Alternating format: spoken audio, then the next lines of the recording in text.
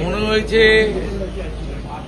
যে শহীদ পরিবারের প্রতি তার উদাসীনতা, উন্নাসিকতা, নইলে কেউ এরকম অপরাধ করে 25 লক্ষ টাকা কমিশন দেওয়ার পরে তাদেরকে 2 লক্ষ টাকা দিয়েছে, 5 লক্ষ টাকা আহতদের দেওয়ার কথা বলেছে, 15,000 টাকা দিয়েছে।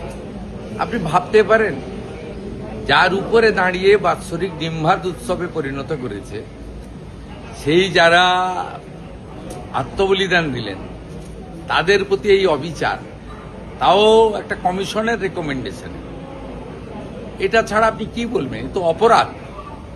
দ্বিতীয়ত হচ্ছে সুশান্ত চ্যাটার্জি নিজে বলছেন তার রিপোর্টে যে কোনো তথ্য আমাকে দেওয়া হয়নি রাইটার্স থেকে।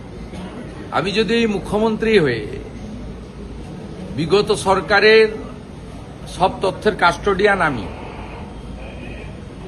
যে কেউ আরটিআইয়ের মধ্যে দিয়ে চাইলে পেতে পারে, আমরা মনে করলে প্রকাশ করতে পারি, কোনো হাইকোর্ট সুপ্রিম কোর্ট যদি তদন্ত করে রিপোর্ট চায় আমি দিতে বাধ্য, যদি খুঁজে না পাওয়া যায় তৎকালীন যে দায়িত্বে ছিল তার বিরুদ্ধে এফআইআর করতে আমি বাধ্য। কোনো তথ্য কাগজই দেয়নি এবং সবচেয়ে বড় উইটনেস হিসেবে দাবি করেন প্রাক্তন মুখ্যমন্ত্রী মমতা ব্যানার্জি, তিনি নিজে সাক্ষ্য দিতে চাননি। তাকে তো কমিশনে যাওয়ার দরকার ছিল না। বুদ্ধবাবুকে যেমন প্রশ্ন পাঠিয়েছিল তাকে প্রশ্ন পাঠাতে উত্তর দিয়ে দিতেন, ভার্চুয়ালি কমিশনকে তিনি উত্তর দিতে পারতেন। তিনি নিজে অ্যাপিয়ার হননি। আর সবচেয়ে বড় প্রামাণ্য হচ্ছে প্রয়াত পঙ্কজ বন্দ্যোপাধ্যায় বলেছেন যে আমাকে ডাকা সত্ত্বেও যাননি।